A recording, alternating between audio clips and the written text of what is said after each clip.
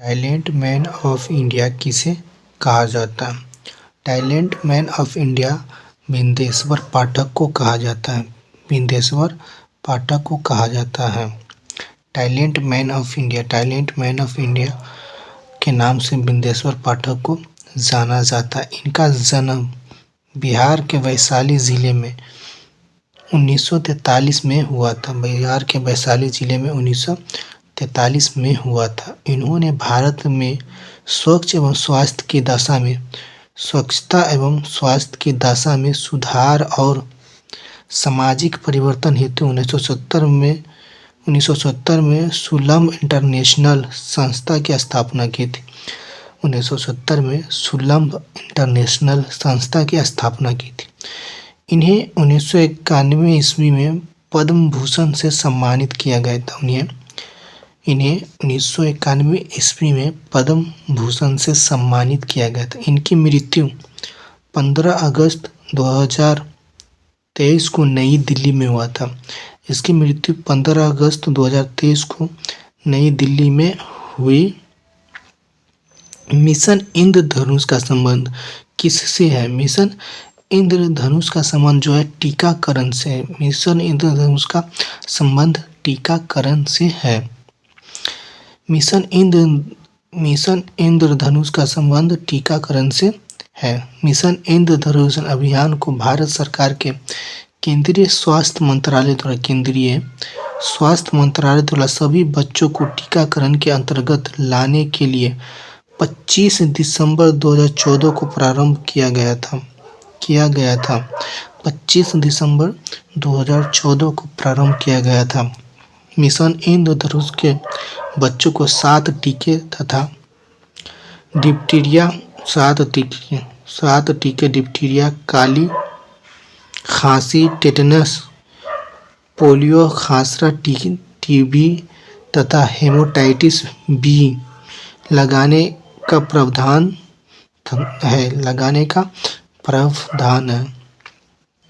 विश्व पर्यावरण दिवस कब मनाया जाता है? विश्व पर्यावरण दिवस 5 जून को मनाया जाता है। विश्व पर्यावरण दिवस 5 जून को मनाया जाता है। विश्व पर्यावरण दिवस 5 जून को मनाया जाता है। विश्व पर्यावरण दिवस यूएनईपी की पहल है जो है। विश्व पर्यावरण दिवस यूएई की पहल है। यूएनईपी की पहल है जिसका निर्णय स्टॉकहोम सम्मेलन 1972 में किया। जिसका निर्णय जो है स्टॉकहोम सम्मेलन 1972 में किया गया था। जिसका निर्णय स्टॉकहोम सम्मेलन 1972 में किया गया था।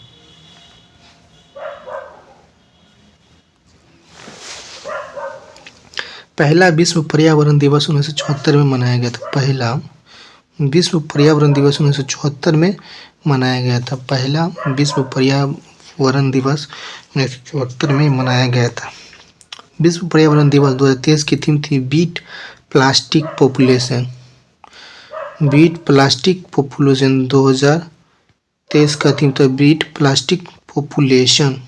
संयुक्त राष्ट्र पर्यावरण कार्यक्रम यूएनईपी का गठन। संयुक्त राष्ट्र महासभा की स्वीडन स्टॉकहोम में मानव पर्यावरण पर हुई कॉन्फ्रेंस 1972 के परिणाम स्वरूप हुआ था। 1972 के परिणाम स्वरूप हुआ था। प्रथम पृथ्वी सम्मेलन कहाँ आयोजित किया गया था? प्रथम पृथ्वी सम्मेलन कहाँ आयोजित किया? रियो डी जनेरियो में किया गया था। Rio de Janeiro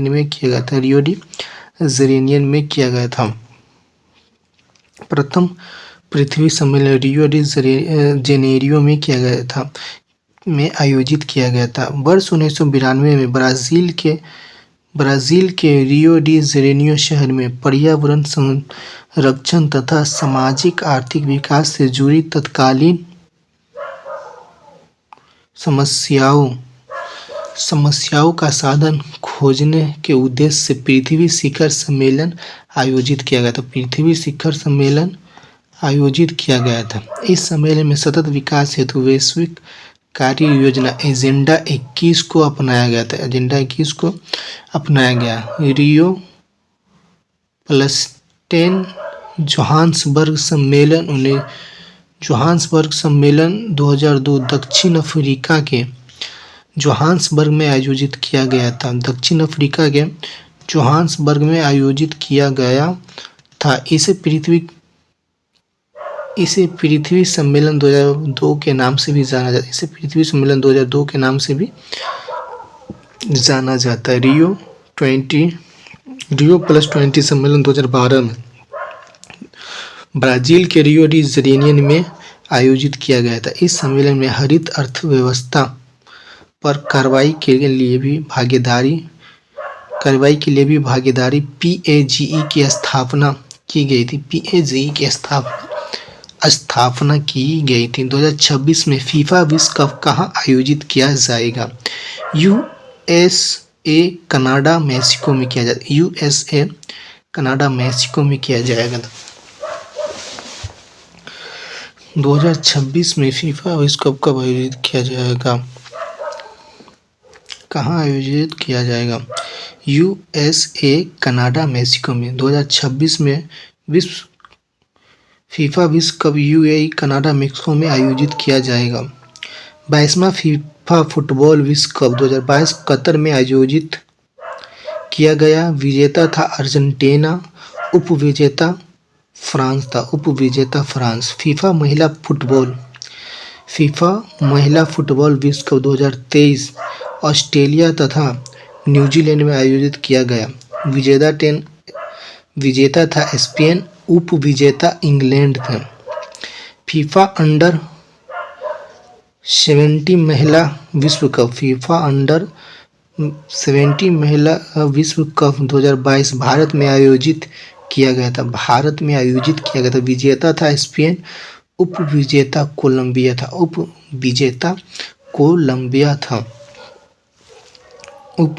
Colombia. मस्तिष्क का सबसे बड़ा भाग कौन सा होता है? मस्तिष्क का सबसे बड़ा भाग सेरिब्रम होता है। मस्तिष्क का सबसे बड़ा भाग सेरिब्रम होता है। मस्तिष्क का सबसे बड़ा भाग सेरिब्रम मस्तिष्क है। मानव मस्तिष्क को 3 प्रमुख भागों में विभाजित किया गया है: अग्रभाग, मध्य भाग और पश्च भाग। अग्रभाग ये 2 भागों में बांटा होता है। अग्रभाग जो है 2 भागों में बांटा होता है। प्रमस्तिष्क सेरिब्रम यह मस्तिष्क का सबसे बड़ा भाग है। यह संपूर्ण मस्तिष्क का लगभग 2/3 हिस्सा होता है। यह संपूर्ण मस्तिष्क का लगभग 2/3 हिस्सा होता है। मानव में किसी बात को सोचने समझने की शक्ति, स्मरण शक्ति, घृणा, प्रेम, भय के अनुभव जैसी क्रियाओं का नियंत्रण और समन्वय प्रमस्तिष्क द्वारा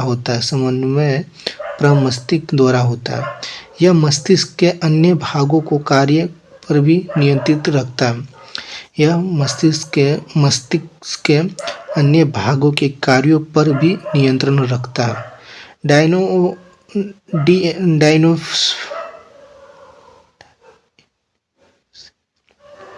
डायनसेफलोन और दूसरा भाग होता है डायनोफोलोन।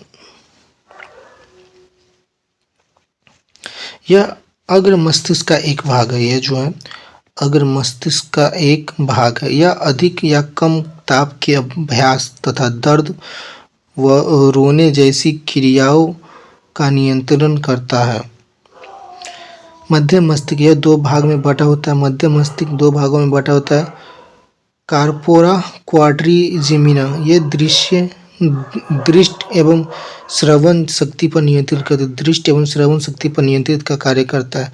सेरिब्रम पेंडकल यह तंतुओं का बंडल होता है जो सेरिब्रम कॉर्टेक्स को मस्तिष्क के अन्य भागों तथा मेरुरज्जु से जोड़ता है। पश्च भाग मस्तिष्क यह भी 2 भागों में बटा होता है। अनुमस्तिष्क सेरिब्रम यह मुद्रा समन्वय, संतुलन, ऐच्छिक पेशियों की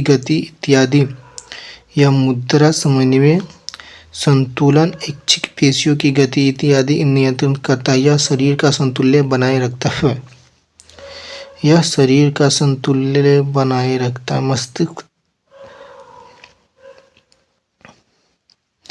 मस्तिष्क स्टेम इसके दो भाग होते हैं। पोन्स वैरोलाई यह श्वसन दर को नियंत्रित करता है। पोन्स वैरोलाइस यह श्वसन दर को नियंत्रित करता है। मेंडुला ऑब्लोंगेटा इसमें अनैच्छिक क्रियाओं के नियंत्रण केंद्र स्थित होते हैं। हृदय की धड़कन, रक्तचाप और श्वसन क्रिया का नियंत्रण करते हैं। इसके द्वारा विभिन्न प्रवर्ती क्रियाओं जैसे खांसना, छींकना, उल्टी करना, पाचक रसों के स्राव इत्यादि का नियंत्रण होता है। मंत्रिपरिषद का आकार होता है। मंत्रिपरिषद का आकार लोकसभा का 15% होता है। मंत्रिपरिषद का आकार लोकसभा का 15% होता है। यह प्रावधान 51वां संविधान संशोधन अधिनियम 2003 में किया गया था। इसमें यह कहा गया है कि केंद्रीय मंत्रिपरिषद में प्रधानमंत्री सहित मंत्रियों की अधिकतम संख्या लोकसभा की कुल सदस्य संख्या का 15% से अधिक नहीं होगी। राज्यों में मुख्यमंत्री समेत मंत्रियों की अधिकतम संख्या विधानसभा की कुल सदस्य संख्या के 15% से अधिक नहीं होगी, किंतु राज्यों में मुख्यमंत्री समेत मंत्रियों की न्यूनतम संख्या 12 से कम नहीं होगी। दिल्ली विधानसभा में 10% है। डीआरडीओ द्वारा विकसित लक्ष्य क्या है? चालक रहित विमान। डीआरडीओ द्वारा चालक रहित विमान है। डीआरडीओ द्वारा विकसित लक्ष्य चालक रहित विमान है। लक्ष्य गैस टरबाइन इंजन द्वारा संचालित एक लागत प्रभावी पुनः उपयोग करने योग्य उच्च सबसोनिक हवाई प्रणाली है।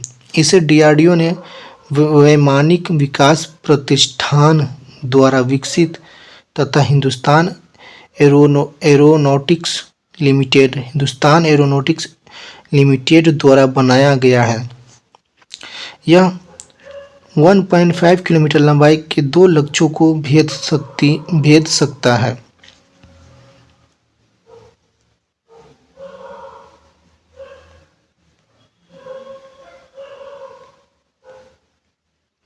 इसे भारतीय वायुसेना, भारतीय नौसेना तथा भारतीय थल सेना के क्रमशः 2000, 2001 तथा 2003 में शामिल किया गया। रक्षा अनुसंधान एवं विकास संगठन डीआरडीओ का गठन 1958 में किया गया था। डीआरडीओ का गठन 1958 में किया गया था। इसका मुख्यालय नई दिल्ली में है। डीआरडीओ के अध्यक्ष समीर वी कामत थे। ये पहले थे। बिहार की सबसे बड़ी ऑक्सबो झील है। बिहार की सबसे बड़ी ऑक्सबो झील है कांवर झील। बिहार की सबसे बड़ी ऑक्सबो झील है बिहार की सबसे बड़ी ऑक्सबो झील है कांवर झील। बिहार की सबसे ऑक्सबो झील है। बिहार की सबसे बड़ी ऑक्सबो झील बिहार की सबसे बड़ी ऑक्सबो झील कांवर झील है। कांवर झील को एशिया की सबसे ताजे पानी का झील या गोखुर झील के रूप में जाना जाता है। यह बिहार के बेगूसराय जिले में स्थित है। कांवर झील बिहार की पहली और देश की 39वीं रामसर साइट है। कांवर झील बिहार की पहली और देश की 39वीं रामसर साइट है। लेक्टोमीटर किस सिद्धांत पर कार्य करता है? लेक्टोमीटर जो है आर्किमिडीज के सिद्धांत पर कार्य करता है। लेक्टोमीटर आर्किमिडीज के सिद्धांत पर कार्य करता है। आर्किमिडीज का सिद्धांत: जब कोई वस्तु किसी द्रव में पूरी अथवा आंशिक रूप से डुबोई जाती है तो उसके भार में आभास कमी होती है। भार में यह आभासीय कमी वस्तु द्वारा हटाए गए द्रव के भार के बराबर होती है। हाइड्रोमीटर आर्किमिडीज के सिद्धांत पर आधारित है। हाइड्रोमीटर आर्किमिडीज के सिद्धांत पर आधारित है। रक्षा पेटी पनडुब्बी भी आर्किमिडीज के सिद्धांत पर कार्य करता है। आर्किमिडीज के सिद्धांत पर ही कार्य करता है।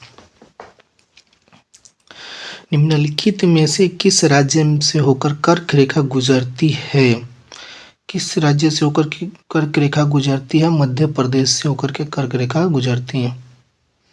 प्रश्न अनुसार कर्क रेखा मध्य प्रदेश से होकर गुजरती है। कर्क रेखा उत्तरी गोलार्ध के विषुवत रेखा से 23.5 डिग्री उत्तर की कोणीय दूरी पर स्थित है। कर्क रेखा भारत के 8 राज्यों से गुजरात, राजस्थान, मध्य प्रदेश, छत्तीसगढ़, झारखंड, पश्चिम बंगाल, त्रिपुरा व तथा मिजोरम से होकर गुजरती है। भारत में माही नदी कर्क रेखा को 2 बार काटती है। भारत में माही नदी कर्क रेखा को 2 बार काटती है। बूढ़ी गंडक किस सहायक नदी है? गंगा की। बूढ़ी गंडक जो है गंगा की सहायक नदी है। बूढ़ी गंगा की सहायक नदी है। बूढ़ी गंडक सोमेश्वर श्रेणी के पश्चिमी भाग से निकलती है। बूढ़ी गंडक सोमेश्वर श्रेणी के पश्चिमी भाग से निकलती है। पश्चिमी चंपारण, पश्चिम चंपारण, पूर्वी चंपारण, मुजफ्फरपुर, समस्तीपुर, बेगूसराय जिलों में बहते हुए अंत में खगड़िया जिले में गंगा नदी में मिल जाती है। खगड़िया में जाकर के गंगा नदी में मिल जाती है।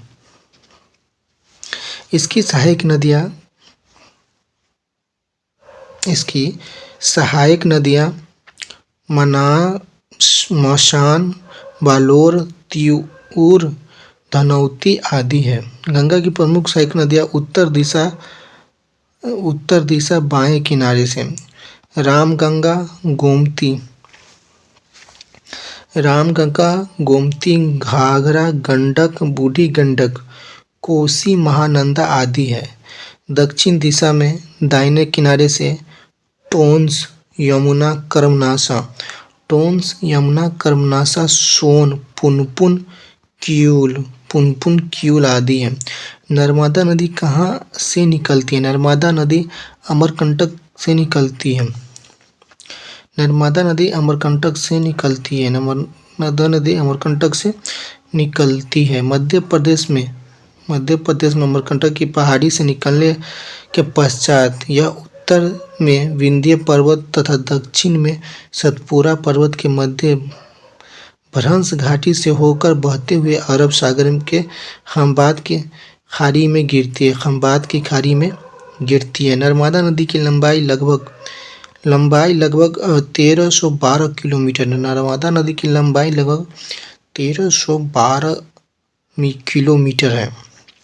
यह जबलपुर के पास भेड़ा घाट की संगमरमर शैलों को काटकर धुआंधार जलप्रपात का निर्माण करती है। यह जबलपुर के पास भेड़ाघाट की संगमरमर शैलों को काटकर धुआंधार जलप्रपात का निर्माण करती है और संग नर्मदा में दाएं तट से मिलने वाली एक प्रमुख नदी है। नर्मदा नदी के दाएं तट से मिलने वाली एक प्रमुख नदी है। तावा, बंजर, शेर आदि इसकी अन्य सहायक नदियाँ। तावा, बंजर, शेर आदि इसकी अन्य सहायक नदियाँ हैं। तावा, बंजर, शेर आदि इसकी अन्य सहायक नदियाँ हैं।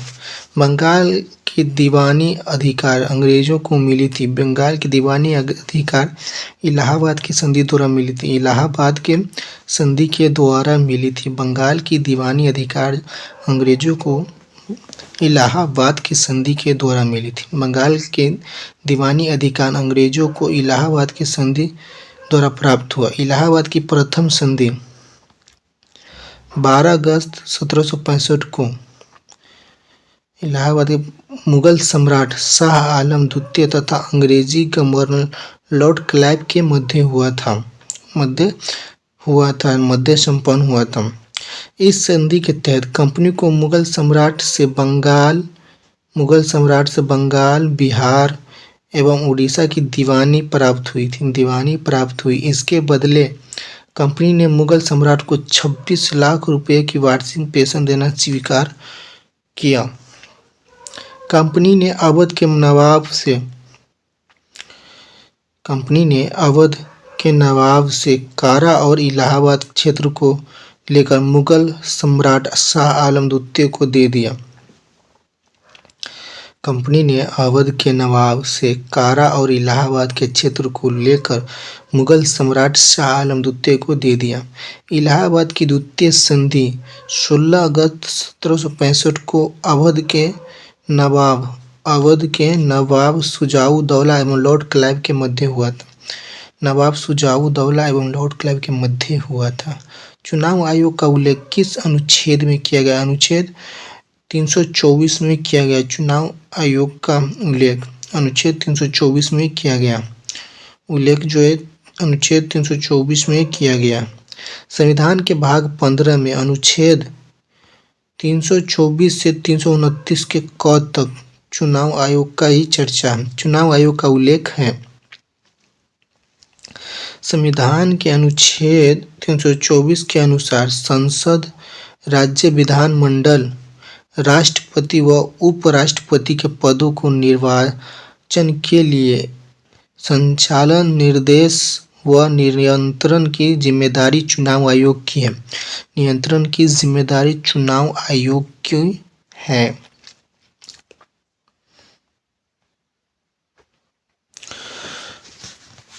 1950 से 15 अक्टूबर 1989 तक निर्वाचन आयोग एक सदस्यीय निकाय के रूप में कार्य करता था, जिसमें केवल मुख्य न्यायाधीश आयुक्त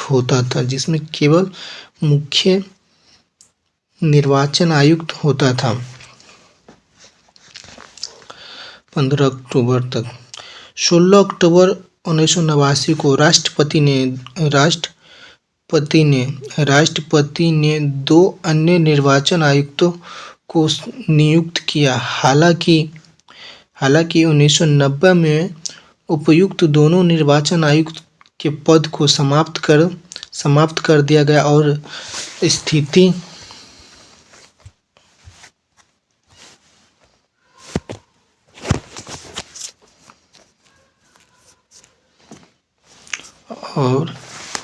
स्थिति पहले की तरह हो गई। एक बार फिर अक्टूबर 1993 में 2 निर्वाचन आयुक्तों की नियुक्ति किया गया, जिसके बाद से अब तक आयोग बहुउद्देशीय संस्था के तौर पर काम कर रहा है, जिससे एक प्रमुख निर्वाचन आयुक्त व 2 अन्य निर्वाचन आयुक्त होते हैं। मुख्य निर्वाचन आयुक्त व 2 अन्य निर्वाचन आयुक्तों के पास समान शक्तियां होती है तथा उनके वेतन, भत्ते व दूसरे लाभ भी एक समान होते हैं, जो सर्वोच्च न्यायालय के न्यायाधीश के समान होते हैं।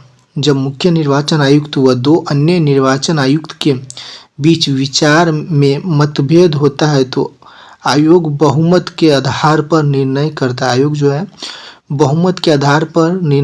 मुख्य निर्वाचन आयुक्त व 2 अन्य निर्वाचन आयुक्तों का कार्यकाल 6 वर्ष या 65 वर्ष की आयु तक होता है, जो पहले पूरा हो जाए। भारत के प्रथम मुख्य चुनाव आयुक्त 21 मार्च 1950 से 19 दिसंबर 1958 तक सुकुमार सेन थे।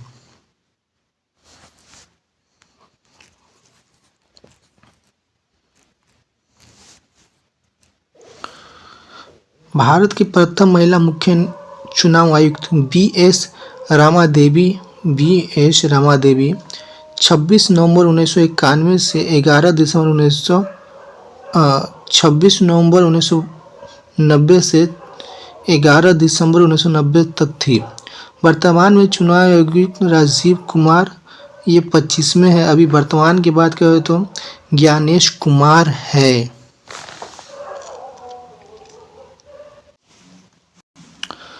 राज्य सूची के विषय पर संसद कब कानून बनाती है। राज्यसभा द्वारा 2/3 बहुमत से पारित प्रस्ताव पर 2/3 बहुमत से पारित प्रस्ताव पर बनाती है। राज्य सूची के विषय में संसद कानून तब बनाती है जब राज्यसभा द्वारा 2/3 बहुमत से प्रस्ताव पारित किया जाता है। संविधान के राज्यसभा को 4 विशेष शक्तियां प्रदान की गई हैं, जो लोकसभा के पास नहीं होती है। संसद को राज्य सूची अनुच्छेद 249 के विषय पर 2/3 बहुमत से प्रस्ताव पारित करके विधि बनाने हेतु अधिकृत कर सकती है। यह संसद को नई अखिल भारतीय सेवा के सृजन हेतु अधिकृत कर सकती है। अनुच्छेद 312 के तहत केवल राज्यसभा ही उपसभापति को हटाने की प्रक्रिया शुरू कर सकती है। अनुच्छेद 67 में कही गई है यह बात। केवल राज्यसभा ही उपसभापति को हटाने की प्रक्रिया शुरू कर सकती है। यह राष्ट्रपति द्वारा आपातकाल की घोषणा ऐसे समय की जाती है जब लोकसभा भंग की जा चुकी है अथवा लोकसभा का विघटन हो गया है। इसी स्वीकृति निश्चय अवधि के अंदर होता है। तब आपातकाल की घोषणा अकेले राज्यसभा के अनुमोदन पर भी प्रभावी होगी। अनुच्छेद 352, 356 तथा 360 के तहत संविधान में लोकसभा को निम्नलिखित विशेष शक्तियां प्रदान की गई है जो राज्यसभा के पास नहीं है। धन विधेयक अनुच्छेद 110 में प्रथम बार सिर्फ लोकसभा में पेश किया जाता है, राज्यसभा में नहीं। राज्यसभा धन विधेयक को अस्वीकृत या संशोधित नहीं कर सकती है। उसे इस विधेयक को सिफारिश या बिना सिफारिश के 14 दिन के भीतर लोकसभा को लौटाना अनिवार्य होता है।